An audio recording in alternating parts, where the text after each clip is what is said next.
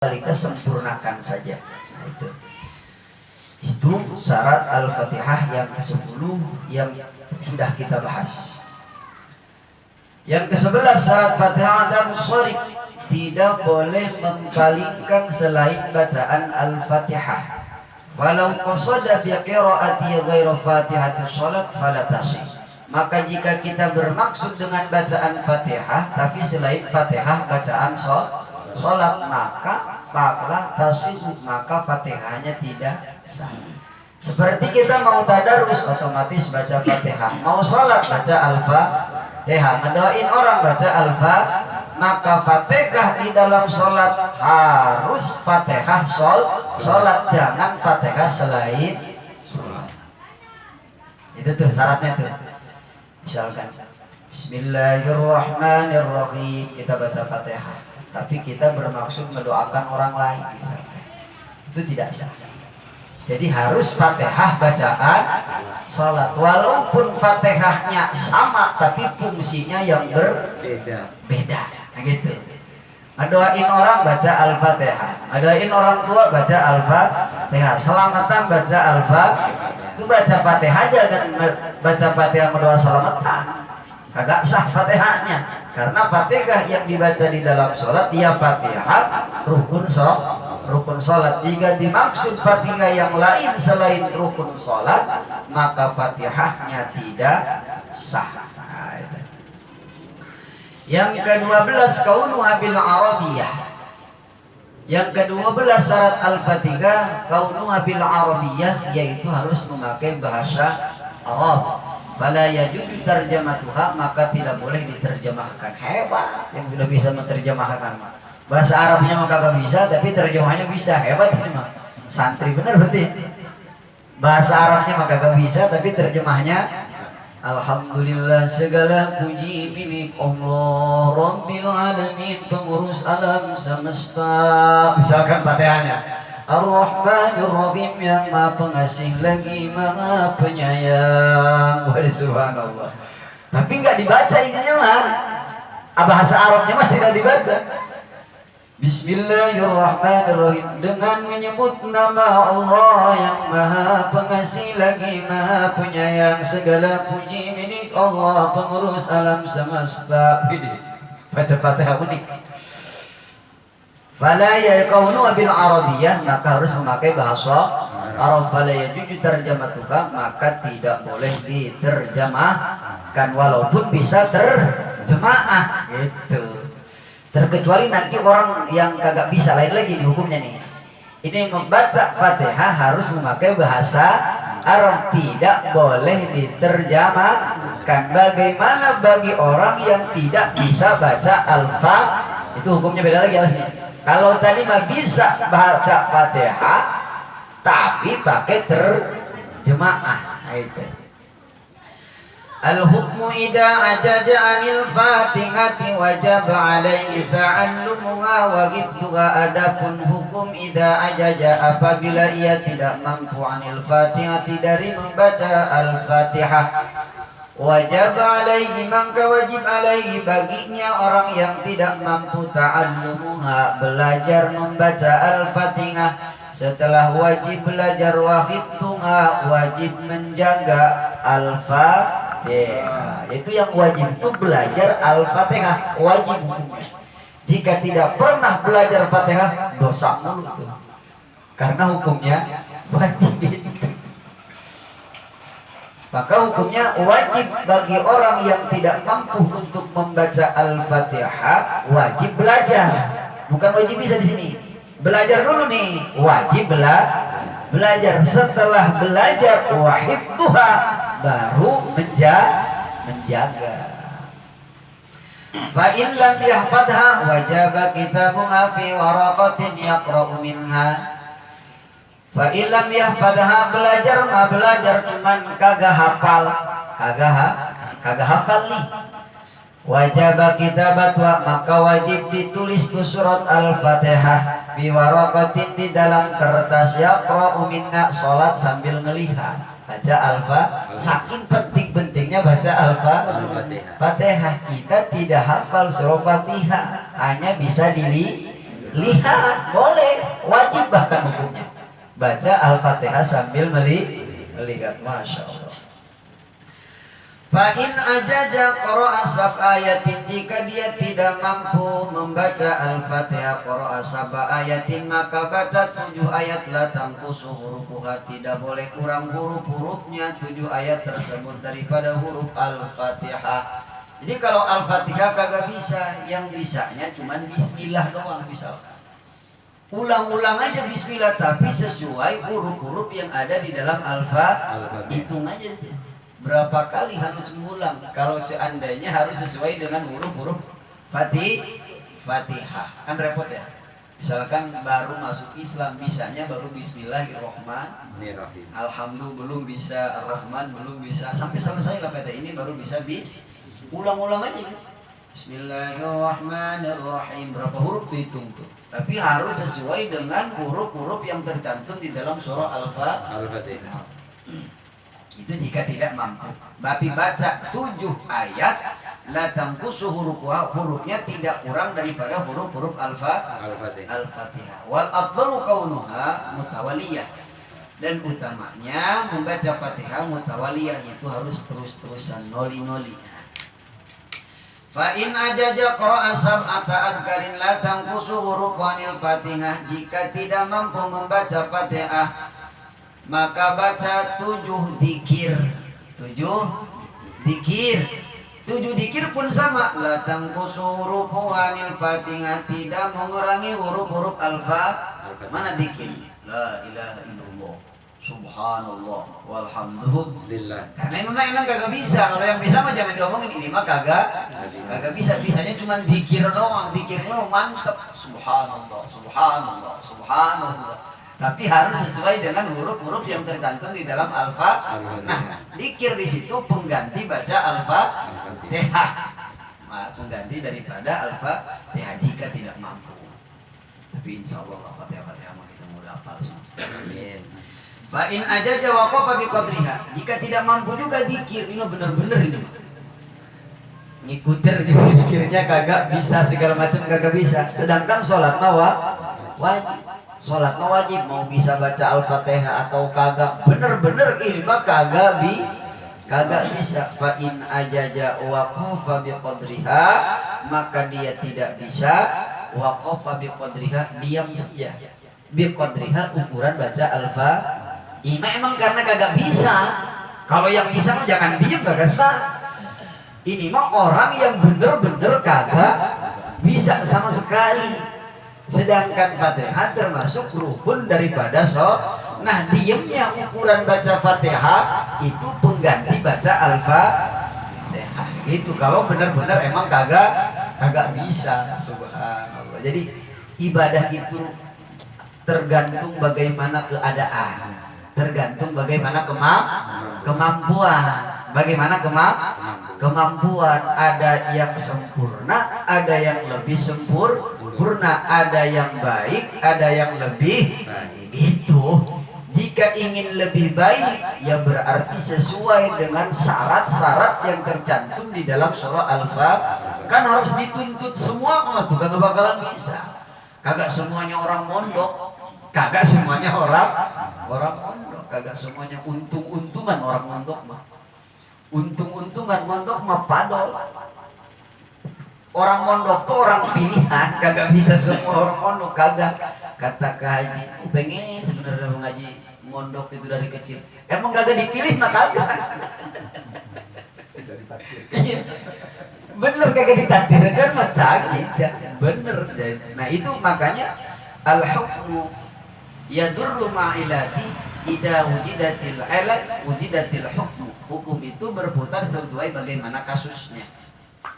Idza wujidatil ilat wujidatil hukmu, di mana ada kasus di situ baru ada hukum. Oh ini mah kasusnya orangnya bener-bener emang kagak bisa, sedangkan Fatihah wajib. Ya. Belajar sudah kagak mampu segala macam. Belajar udah apa udah, tapi bener-bener begitu. Udah diam aja, ukuran baca Al-Fatihah. Oh ini mau baca berulang-ulang, rajin belajar mah. Bisanya cuma itunya bismillah doang. Udah bismillah ukuran baca intinya tidak lebih, tidak kurang, tidak lebih, tercantum huruf-huruf yang tercantum di dalam surah Al-Fatihah. Subhanallah, ini hukum itu ringan. Jadi tidak sempit. Hukum itu tidak sempit, tergantung bagaimana keadaan. Insyaallah. Karena kalau dituntut harus sempurna semua mah, itu orang sholat Jumat gak bakalan sah semua. Benar ya? Sholat Jumat itu orang dituntut wajib Fatihahnya 40 benar semua, gak bakalan. Gak bakalan. Gak bakalan dirok mani rokib semua banyak kan. Alamin semua. Alamin ya. Nah, ya. Makanya di situ subhanallah. Makanya kenapa imam itu harus yang lebih ini, karena imam penyempurna untuk simak. Apalagi kalau Jumat kan minimal kalau 40 tuh siapa itu yang benar Fatihahnya 40 tuh. Makanya mazhab yang lain ada sholat Jumat cukup 12 orang, ada bahkan jangan 12, yang 4 orang yang boleh Jumat kan begitu. Itu tergantung bagaimana keadaan. Nah itu terkait dengan surah-surah Al-Fatihah. Jadi jangan mentang-mentang hukum begini nih, udahlah begini aja. Enggak boleh begitu juga. Ya. Jadi mentang-mentang lah tergantung ininya ini, udah segini aja cukup. Ya ngaco lagi kayak gitu. Maka yang utama wajib belajar dan menjaga dengan baik bacaan Al-Fatihah. Belajar mudah nih dari kecil, tapi emang benar-benar begitu mulu. Alkamdu lagi gitu kan, alkamdu mudu gitu ya, kecuali kagak belajar sama sekali. Ini mau belajar udah berulang-ulang masih begitu mulu, silahkan. Fawaidu muta'alliqun bil Fatihah, ini faidah yang berkaitannya dengan Fatihah. Nama-nama Fatihah itu semuanya ada 25 nama Fatihah. Salah satunya adalah Fatihatul Kitab. Fatihatul, maka kita sering bilang mari kita sama-sama baca Fatihatul Kitab. Isinya mah Fatihah. Bismillahirrahmanirrahim. Ada lagi Ummul Quran, induknya Al. Mari kita sama-sama bacakan Ummul Quran, kan gitu. Isinya mah Alfa. Mari kita sama-sama bacakan Sab'ul Masani, namanya Sab'ul Masa, isinya mah masih surah Alfa. Ada lagi baca Suratul Hamdi. Mari kita sama-sama baca Suratul Hamdi. Bingung kalau kagak pernah ngaji mana Suratul Hamdi, kagak ada di surat Hamdi. Kagak ada. Padahal Suratul Hamdi adalah nama sebagian nama surat Al-Fatihah. Jumlahnya semuanya ada 25. Ada lagi namanya surat Kafiyah. Suratul Kafiyah. Pakai kaf. Kafiyah. Suratul Kafiyah pun itu isinya adalah surah Al-Fatihah. Misalkan ganti kali-kali, mari kita sama-sama bacakan Suratul Kafiyah. Bingung itu orang, apa Suratul Kafiyah? Jelas aja nih. Ngajar jelas aja nih. Paham gitu. Suratul Kafiyah. Padahal isinya mah Suratul. Jadi ada 25 nama di dalam surah Al-Fatihah. Salah satunya adalah Suratul Hamdi, Sab'ul Masani, Suratul Kafiyah. Ada lagi namanya Suratul Wafiyah. Kalau tadi mau pakai kaf, kalau ini mau pakai waw. Wafiyah. Ini nanti bikin yang unik kali. Bikin yang unik, pasti kagak ngaji lo ya. Mari kita sama-sama bacakan Suratul Wafiyah. Suratul Wafiyah. Sombong dikit. Waduh, apa nih Suratul Wafiyah? Apalagi ada yang ngasih yang baru dan bertanya ya. Iya. Masalah malu buat ustadznya. Oh, ustadz sesat kayaknya nih. Ustadz sesat kayaknya nih. Nah, itulah nama-nama daripada surah Al-Fatihah. Ada lagi surat Syafiyah. Syafiyah pakai sin besar. Syafiyah. Itu nama surah Al-Fatihah. Ada lagi surah Al-Asas. Surah Al-Asas. Banyak tuh nama-namanya. Kalau di tafsir Sawi mah lebih daripada ini. Ini cuma sedikit. Fatihatul Kitab, Ummul Quran, Sab'ul Masani, 1, 2, 3, 4, 5, 6, 7, 8. Di sini cuma 8. Semuanya mah ada 25. Ini masing-masing punya alasan. Ini dijelaskannya di tafsir. Tapi imahnya segini aja. Jadi minimal kita kagak aneh lagi. Kalau denger kagak aneh. Kalau kagak pernah ngaji mah apaan itu? Sesat kayaknya ini. Kayaknya nanti Pak Haji nanti kita sama-sama bacakan surat Al-Asas. Baca surat Al-Asas. Apa surat Al-Asas? Kagak ada surat Al-Asas katanya. Padahal isinya mah surah Al-Fatihah. Itu mengenai tentang nama. Hukmul basmalah, adapun hukum bismillah, ia ayatun minal Fatihah, itu satu ayat minal Fatihah daripada baca surah Al-Fatihah. Maka watusannu fi awali kulli surah, maka disunahkan membaca bismillah dari setiap awal surat ila surat Taubat terkecuali surah Taubat. Fatahrumu fi awaliha, maka hukumnya haram membaca bismillah di dalam awal surat Taubat. Itu haram hukumnya. Bara'atum minallahi wa rasulih. Itu surat Taubat tuh. Ya. Surat Taubat. Nah, itu berapa?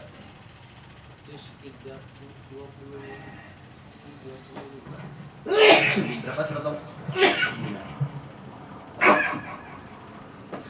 Surah At-Taubah.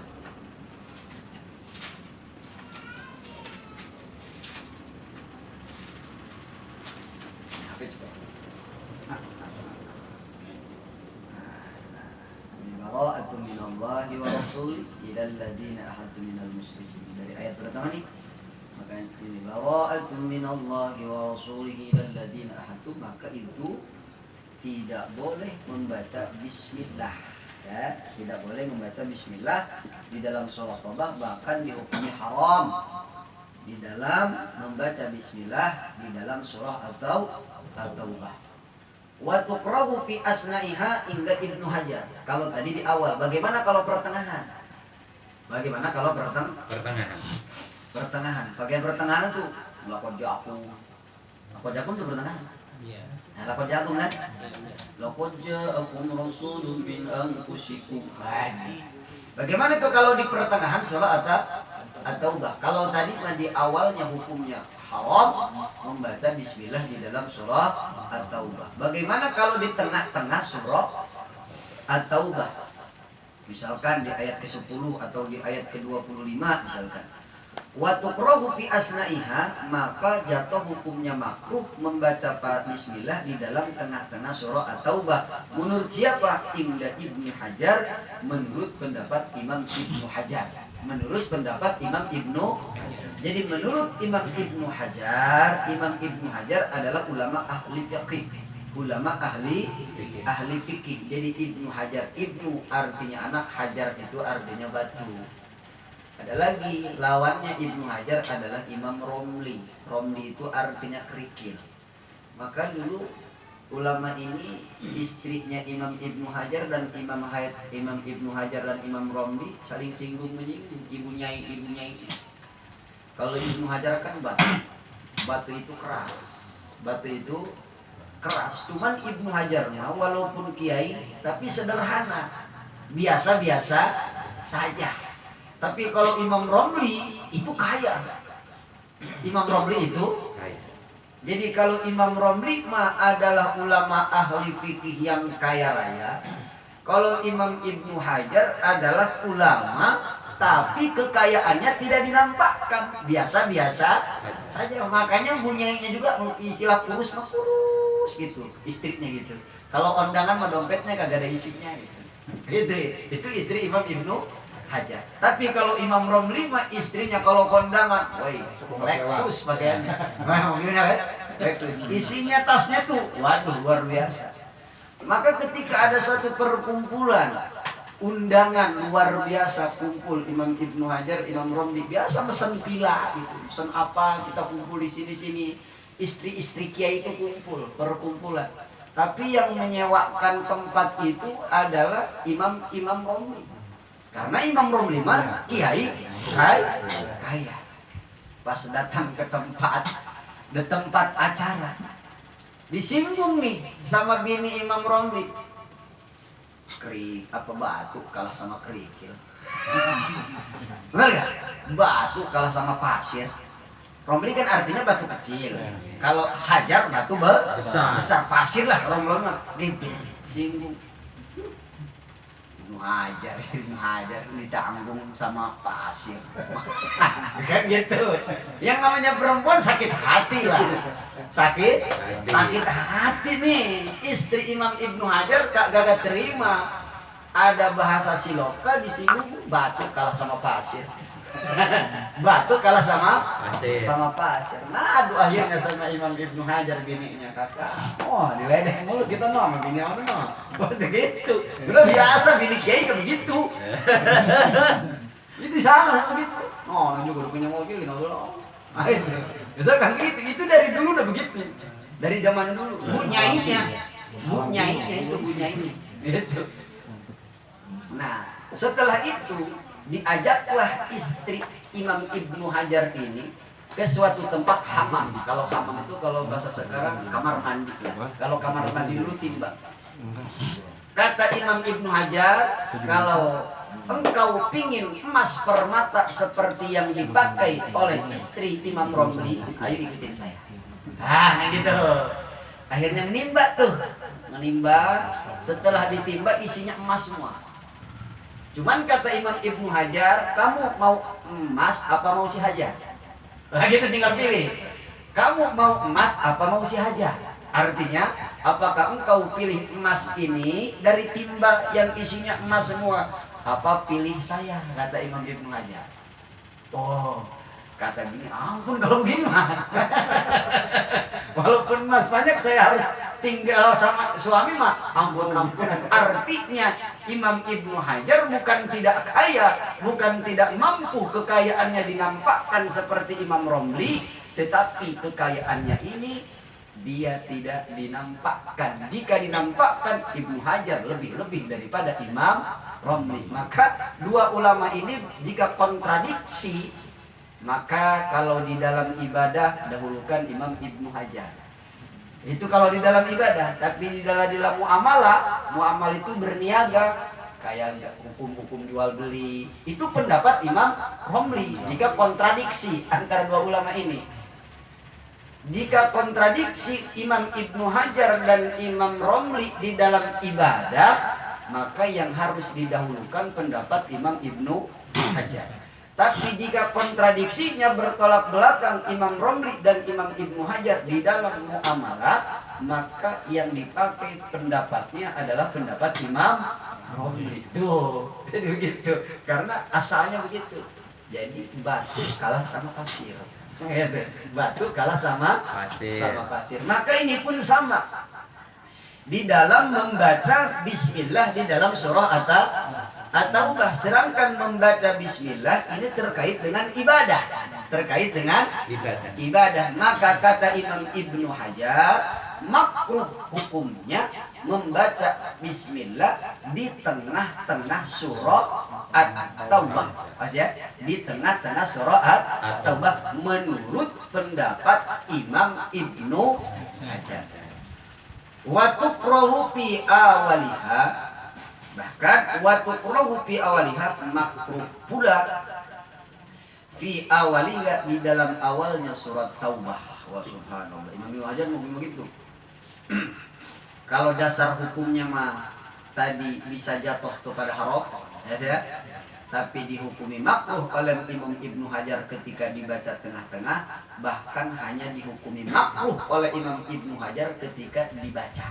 Misalkan kita baca Bismillahirrahmanirrahim, bara'atun minallahi wa rasulih. Kalau memakai pendapat Imam Ibnu Hajar tidak jatuh haram, hanya jatuh kepada makruh. Wa tusannu fi asna'iha inda Romli. Kalau menurut Imam Romli di tengah-tengah hukumnya sunnah. Kalau tadi kan makruh. Kalau tadi makruh kata Imam Ibnu Hajar membaca bismillah di tengah-tengah surah At-Taubah. Tapi menurut Imam Romli tidak makruh, bahkan hukumnya sunnah.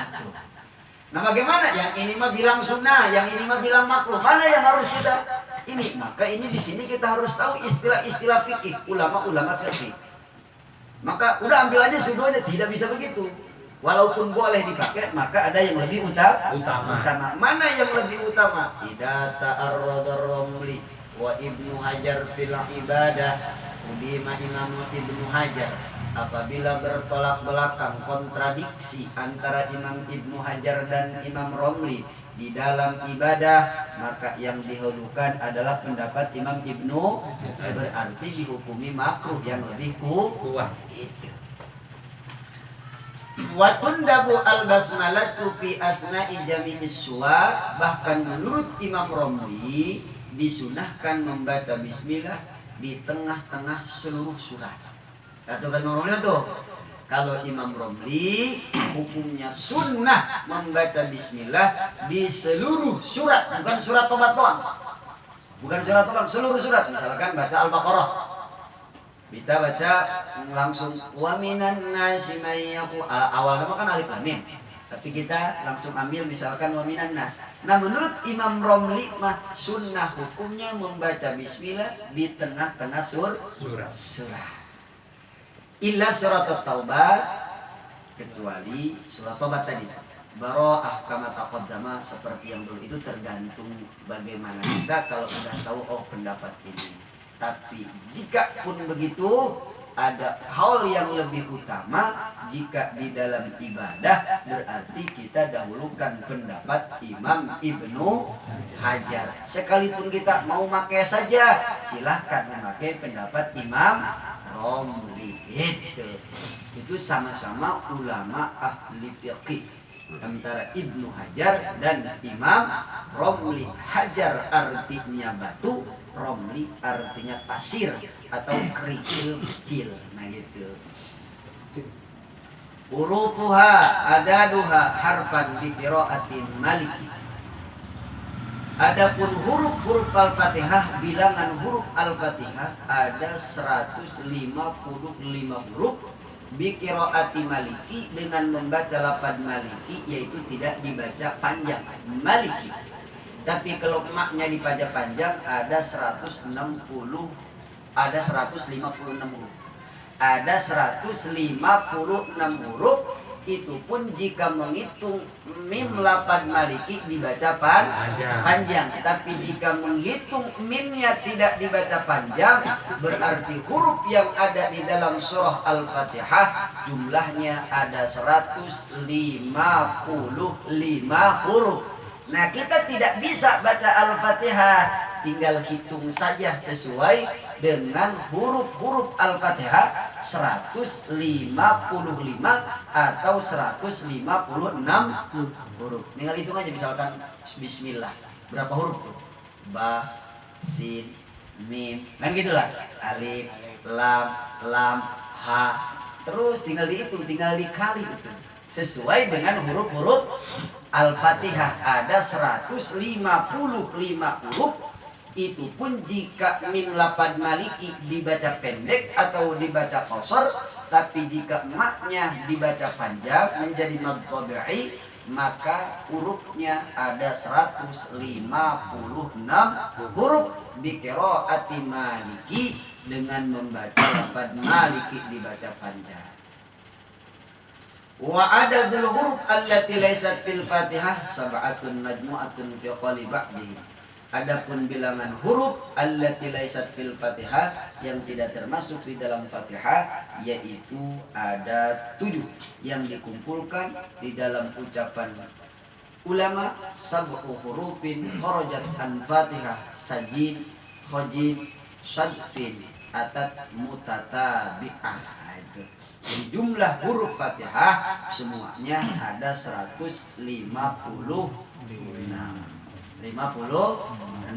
kalau mimnya dibaca panjang. Kalau mimnya dibaca pendek jumlahnya ada 155. Tinggal tebak-tebakan aja. Gampang kalau tebak jumlah huruf Fatihah 155. Coba itu salah begitu. Mesti menyawa apa namanya? Nyawa global lamun bahasa sudah agar mah kalau ibarat petek mah nyawa empong anak 100, padahal mah belum tentu ada 100. Satu ikat kan biasanya 100, itu tuh 100, padahal pas dihitung mah kurang. Kurungan. Nah gitu. Udah yang penting mah globalnya aja udah, hitungannya aja udah, ijma'nya mah secara tafsirnya mah tahu salah tahu kagak. Udah pokoknya mah kalau ternyata 155 hitung, udah kagak bisa pokoknya begitu aja udah. Masalah mata yaskutu wujubul Fatihah. Ini masalah. Mata yaskutu wujubul Fatihah, bagaimana bisa gugur wajibnya Fatihah? La taskutu al-Fatihatu abadan illa fi halatin wahidah wa ya halatul masmuk. Tidak gugur membaca Fatihah selama-lamanya illa fi halatin wahidah, terkecuali di dalam tingkah yang satu, mana wa ya halatul masmuk, yaitu tingkah menjadi imam masmuk. Selain imam masmuk maka harus baca Fatihah. Harus baca Fatihah. Selapun Fatihahnya ditanggung sama si imam, tetap harus baca Al-Fatihah. Misalkan kita sholat berjamaah, tapi berjamaahnya makmum muafek. Makmum muafek itu adalah makmum yang tidak ketinggalan dengan si imam. Jangan mentang-mentang sudah ditanggung sama si imam nih, diem baik, jangan. Tetap baca Fatihah, karena Fatihah tidak gugur terkecuali makmum masbuk. Paham makmum masbuk? Makmum masbuk, makmum yang ketinggalan baca Al-Fatihah. Tahu-tahu sudah ruku misalkan, atau sudah baca surah, langsung ruku misalkan, lakum dinukum waliyadin misalkan, langsung ujungnya doang kita ketemu tuh. Tidak harus kita baca Fatihah, langsung aja ikutin ruku. Nah gitu, langsung aja ikutin ruku. Kalau masih dapat ruku, itu masih dapat 1 rakaat, tapi juga sudah bangun dari ruku, berarti sudah 2 rukun, sudah tidak dapat. Nah, silakan apa salah sini, Pak? Imam. Lakum dinukum waliyadin. Kita baru datang nih. Allahu Akbar kata kita. Imam Allahu Akbar ruku. Kita pun langsung ruku. Langsung Allahu Akbar ruku. Nah, ini dapat 1 rakaat. Tapi kalau sudah begini, kata imam, sami Allahu liman hamidah, kita berallahu akbar, Allahu akbar. Nah, walaupun ikut ini, itu tidak, karena imam sudah bangun daripada ruku, karena sudah ketinggalan 2 ruku. Asli hati-hati nih. Wal masbuk wa man adraka min qiyamil imam zamanan la yasau fihi qiraatul Fatihah. Adapun yang dinamakan masbuk man ialah makmum adraka yang menemu min qiyamil imam, dari bangunnya si imam zamanan, waktu la yasau, waktu yang tidak cukup untuk membaca Al-Fatihah. Jadi namanya makmum masbuk adalah orang yang bertemu dengan si imam ketika dia mau membaca Fatihah, waktu itu tidak cukup untuk membaca Al-Fatihah.